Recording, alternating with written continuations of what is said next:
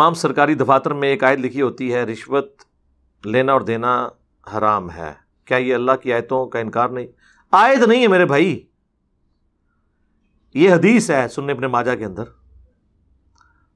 یہ ایگزیکٹ ان الفاظ میں تو نہیں ہے، رشوت لینے والا اور دینے والا دونوں جہنمی ہیں۔ تو آیات کا انکار تو وہی کر رہا ہے نا جو یہ حرکت کر رہا ہے، انکار تو آپ بھی کر رہے ہیں، اکثریت مسلمانوں کی پاکستان کے شناختی کارڈ میں مسلمان ہے۔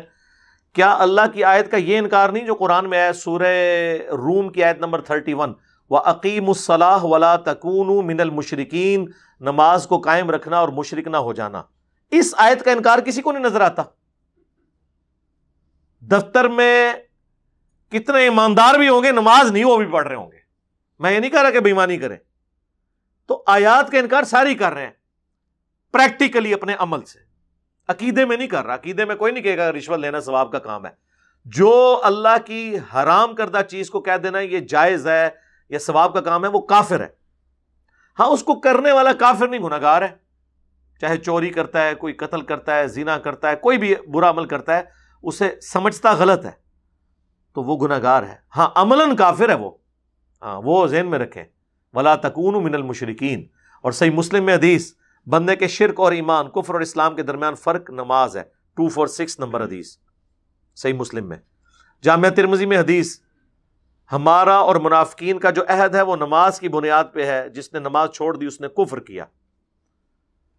جامعہ ترمذی میں عبداللہ بن شقیق تابعی کا قول کہ صحابہ تارک الصلاح کی تکفیر کرتے تھے، اس کے علاوہ کسی کی تکفیر نہیں کرتے تھے۔ اور سنن ابی داؤد کی حدیث، قیامت والے دن سب سے پہلے نماز کے بارے میں سوال ہوگا۔ صحیح مسلم میں ابن مسعود رضی اللہ تعالیٰ عنہ کا وہ قول کہ تمہارے نبی کی سنتیں ہدایت کے روشن مینار ہیں، اگر تم انہیں چھوڑو گے تو گمراہ ہو جاؤ گے۔ اللہ کی قسم، اللہ کے نبی کے زمانے میں اگر کوئی شخص بیمار بھی ہوتا اور 2 بندوں کے سہارے وہ گھسٹتا ہوا مسجد میں آ سکتا تو نماز جماعت کے ساتھ مسجد میں ہی پڑھتا تھا، کہیں لوگ اسے منافق شمار نہ کر لیں کہ وہ نماز تو پڑھتا ہی نہیں، کار پتہ نہیں پڑھتا ہے کہ نہیں پڑھتا، منافق۔ اتنے مرد کہتے ہیں کار بھی ہو جاندی ہے، دودھ پتیاں باہر آ کے پیندے ہو ہیں، ہوٹلیں کھانے باہر آ کے کھاندے ہو تو نماز گھر بھی ہو جاتی ہے۔ ہاں، بخاری مسلم میں حدیث ہے، اگر مجھے عورتوں اور بچوں کا خیال نہ ہو کیونکہ ان کے اوپر جماعت فرض نہیں ہے، تو میں ان لوگوں کے گھروں کو آگ لگا دوں جو مرد مسجد میں آ کے نماز نہیں پڑھتے۔ یہ کس کا فتویٰ ہے؟ رحمت للعالمین کا، صلی اللہ علیہ وآلہ وسلم۔ اچھا، نبی علیہ السلام سراپا رحمت کس کے لیے ہیں؟ اپنی ذات کے اعتبار سے معاف کرنے والے، نمبر 2 لوگوں کو آخرت کا تعارف کروا کے ہمیشہ کے عذاب سے بچا کر ان کے اوپر رحیم ہے، کیونکہ سب سے بڑی رحمت تو ہم پہ یہ ہے نا کہ ہمیں مرنے کے بعد جو کچھ زندگی ہونے والی ہے اس کے ڈر سے کوئی آگاہ کر دے۔ رحمت للعالمین کا یہ مطلب نہیں ہے کہ آپ اللہ کی نافرمانیاں کریں اور نبی کہیں گے ٹھیک ہے جی میں بڑا معاف فرمانے والا ہوں، نہیں، ادھر نبی علیہ السلام کا عمل ننگی تلوار والا ہوتا تھا۔ وہ بخاری مسلم میں حدیث نہیں ہے، صحابہ نے سفارش کر دی اسامہ ابن زید کے ذریعے، ایک فاطمہ نامی عورت کی چوری کا مقدمہ آیا، آپ اتنے ناراض ہوئے، آپ نے نماز کے بعد ممبر لگایا اور مسجد میں کھڑے ہو کر کہا کہ مجھے تم اللہ کے معاملے میں سفارش کرتے ہو۔ خدا کی قسم اگلی قومیں اسی لیے ہلاک ہوئیں کہ ان کے اشرافیہ کے لیے اور قوانین ہوتے تھے، عوام الناس کے لیے، اور اللہ کی قسم اگر میری بیٹی فاطمہ بھی چوری کرتی میں اس کے بھی ہاتھ کٹوا دیتا۔ اللہ، آپ دیکھ لیں، اب صحابہ کرام تو یعنی نبی علیہ السلام کے بعد افضل ترین ہستی ہیں نا، لیکن یہ جو انسان کی مینٹالٹی ہے نا، امیر بندے سے دب جانا، بڑے خاندان والے کا لحاظ کر لینا، وہ آج بھی اس زمانے میں موجود ہے۔ تو حضور نے بڑی مشکل سے تربیت کر کر کے لوگوں کو سیدھا کیا تھا، لیکن آج لوگ آپ دیکھ لیں ان کے سامنے۔ تو یہ آیات کی توہین۔ اسی طریقے سے آپ دیکھیں وہ ہمارے نوٹ کے اوپر بھی لکھا ہوتا ہے رزق حلال عین عبادت ہے۔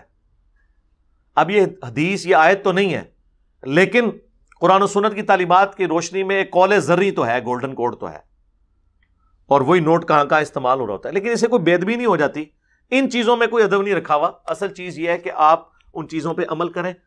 کوئی شخص اپنی دکان کے باہر لکھ کے یہ حدیث صحیح مسلم کی لگا لے کہ جس نے ملاوٹ کی وہ ہم میں سے نہیں، تو یہ حدیث لگانے کی برکت سے وہ رزق حلال کمانا شروع نہیں کر دے گا جب تک اندر اس کا چینج نہیں ہے۔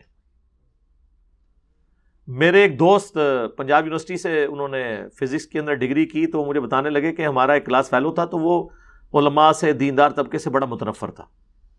تو کہتے میں نے اس سے پوچھا کیا مسئلہ ہے تمہیں؟ اس نے کہا جی میرے ابا جی کی اتنی بڑی داڑھی ہے، تبلیغی جماعت میں۔ اب یہ نہیں آپ کو سمجھے کہ میں سارے تبلیغیوں کو کہہ دیا ہے، نعوذ باللہ، ایسی بات نہیں ہے۔ تو کہتے ہیں کہ انہوں نے حدیث بھی لکھ کے وہ لگائی ہوئی ہے، جس نے ملاوٹ کی وہ ہم میں سے نہیں۔ تو لیکن مجھے پتا ہے کہ وہ کیا کرتے ہیں دودھ کے ساتھ، دودھ دہی کی دکان ہے ان کی، کرتے ہیں لوگ، حدیثوں کا مذاق اڑا رہے ہوتے ہیں پریکٹیکلی، لیکن عقیدے میں نہیں ظاہر ہے کہ وہ متبرک سمجھ رہے ہوتے ہیں۔ لیکن اس طرح کرنے سے کچھ نہیں ہونا۔ یہاں پہ کوئی لکھ کے لگا لے غیبت کے خلاف جنگ جاری رہے گی، اس سے وہ غیبت کرنا تو چھوڑ نہیں دے گا۔ ہاں جی، ایسے نہیں ہوگا جب تک اندر چینج نہیں ہوتا۔ وہ اشفاق احمد صاحب بڑی پیاری بات فرمایا کرتے تھے، وہ من چلے کے سودے میں بھی انہوں نے ایز اے ڈائلاگ اسے فلمایا کہ جو جہاز اس حال میں ہو کہ اس کا انجن خراب ہو چکا ہو، تو آپ اس کو پینٹ کر کے اس کی نئی کرسیاں لگا کے اسے اڑا نہیں سکتے جب تک کہ اس کا انجن ٹھیک نہ ہو۔ انجن ٹھیک ہو تو ٹیچر جہاز بھی اڑ جائے گا۔ جڑے انجن خراب ہوئے ہیں وہ حدیثاں، آیتاں، حروف مقطعات، قرآن پاک اونچی جگہ رکھنے سے کوئی فرق نہیں پڑنا۔ ورنہ یقین کریں جتنا آج اللہ رسول کا نام لیا جا رہا ہے نا، اور جتنے آج بڑے بڑے اجتماع ہو رہے ہیں، تو صحابہ کو شرمندہ کرنے والے ہیں۔ 16 لاکھ صحابہ تو مدینے میں کبھی جمع نہیں ہوئے ہیں۔ رائے وینڈ میں 16 لاکھ بندہ جمع ہوتا ہے، ملتان میں 15 سے 20 لاکھ بندہ ہر سال جمع ہوتا ہے۔ دنیا ادھر دی ادھر ہو جاتی، پر وہ 313 کو نہیں نا ہے۔ ہاں یہ مسئلہ ہے۔